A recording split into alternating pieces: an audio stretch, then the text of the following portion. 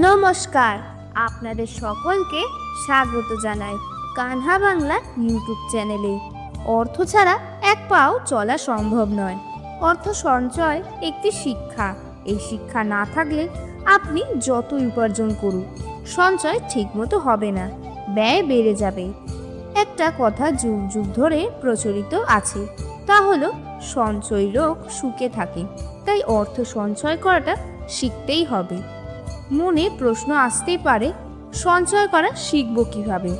তার আগে বন্ধুরা, আপনারা যদি এই চ্যানেলে নতুন হয়ে থাকে, তাহলে পরবর্তী সময় এই চ্যানেলে নতুন নতুন ভিডিও পাওয়ার জন্য চ্যানেলটিকে অবশ্যই সাবস্ক্রাইব করে রাখুন এবং পাশে থাকা নোটিফিকেশন বেল আইকনটি ক্লিক করুন।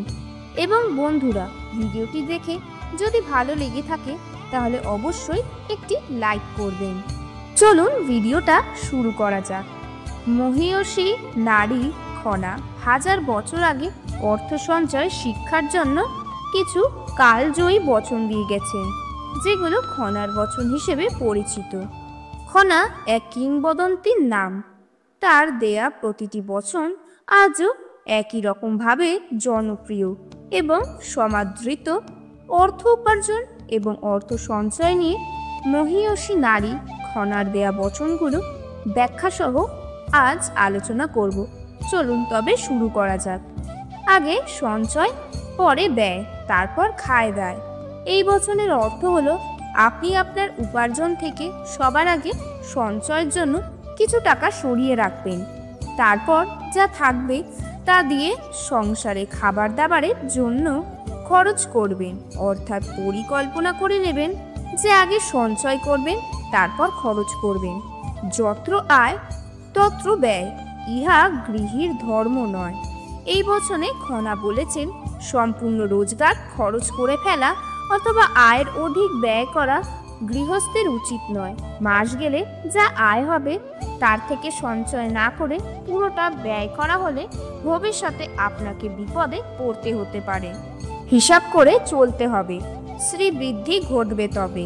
খনা বলেছেন, আপনি যা আয় করবেন তা খুব হিসাব করে খরচ করতে হবে।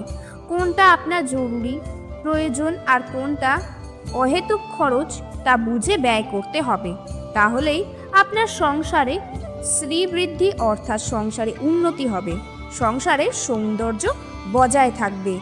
আধেক ধন জমাকারও আধেক কিন্তু ভাত কাপড়। এই বচনে মহীয়সী খনা আপনার কতটুকু সঞ্চয় করতে হবে তা বলেছেন। তিনি বলেছেন, আপনি যত টাকা উপার্জন করবেন তার অর্ধেক সঞ্চয় করে বাকি অর্ধেক টাকা দিয়ে ভাত কাপড় অর্থাৎ সংসারে যাবতীয় খরচ করবেন। তাহলে সঞ্চয় বেশি করতে পারবেন এবং তা আপনার ভবিষ্যৎকে সমৃদ্ধ করবে। লক্ষ্মী আসেন নিঃসারে, যান কিন্তু চুপি সারে। খনা বলেছেন, লক্ষ্মী দেবী নিঃসারে অর্থাৎ চুপচাপ আপনার ঘরে আসেন, তাকে যত্ন করতে হবে।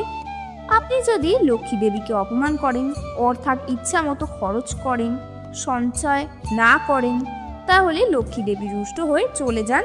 যেমন চুপিসারে আসেন তেমনি চুপিসারে চলে যান। যত পারো করো সঞ্চয়, সঞ্চয়ের নেশা দুর্জয়। আপনি যদি অর্থ কষ্টে না পড়তে চান ও আপনার ভবিষ্যৎকে সুন্দর করতে চান, তাহলে যত পারেন সঞ্চয় করুন। খনা বলেছেন, সঞ্চয় নেশা দুর্জয় অর্থাৎ সঞ্চয়কে নেশা বানাতে হবে, তবেই আপনি জীবনে জয় করতে পারবেন। লক্ষ্মী দেবী চঞ্চলা, যখন তখন উড়ে পালায়।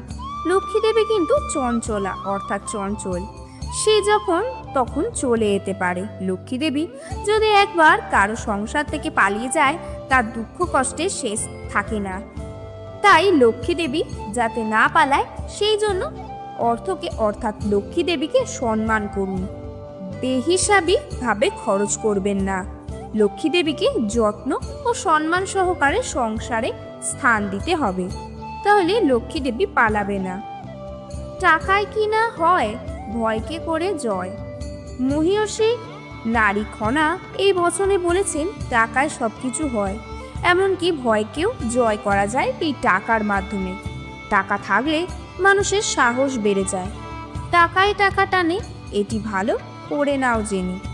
আপনি যদি ঠিকঠাক মতো অর্থ সঞ্চয় করতে পারেন, তাহলে সেই সঞ্চিত অর্থ ইনভেস্ট করে আপনি আরও টাকা উপার্জন করতে পারেন। সেই টাকা আবার ইনভেস্ট করে আরও টাকা লাভ করতে পারেন। তাই খনা বলেছেন, টাকায় টাকা টানে, টাকা বাড়লে দেমাগ বাড়ে, টাকার পুতুল হা করে। যে ব্যক্তির টাকা হয় সে ব্যক্তির অহংকার বেড়ে যায়। টাকার পুতুল হা করে অর্থাৎ মহিয়সী খনা এই বচনে বোঝাতে চেয়েছেন, টাকার মাধ্যমে অসম্ভবকেও সম্ভব করা যায়। যার টাকা আছে তার ক্ষমতা হয় অসীম। ট্যাগ খালি তো মুখ চুরচুর, ট্যাগ ভরা তো মন ফুরফুর। এই বচনে খনা বলেছেন, যার পকেটে টাকা থাকে তার মন ফুরফুর অর্থাৎ মন খুশি থাকে, সে সব সময় ফুর্তিতে থাকে। আর যার পকেটে টাকা থাকে না তার মুখ চুরচুর অর্থাৎ তার মুখে হাসি থাকে না, সে সর্বদা মনমরা হয়ে থাকে। তাই খনা সঞ্চয় হতে বলেছেন। সঞ্চয় হলে আপনার ট্যাগে অর্থাৎ পকেটে সব সময় টাকা থাকবে আর আপনি থাকবেন ফুরফুরা।